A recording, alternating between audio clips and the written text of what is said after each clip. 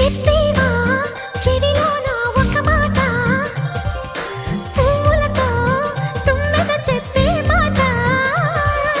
నీ చిరునవ్వు సాక్షిగా తాజ్ మహల్ నాదట, నీ పెదవంచు సాక్షిగా షాజహాను నేనట. నీ తీయని ప్రేమకి నా పెదవే నజరానా, నీ పైటకి నేనిక బానిసనే నెరజానా.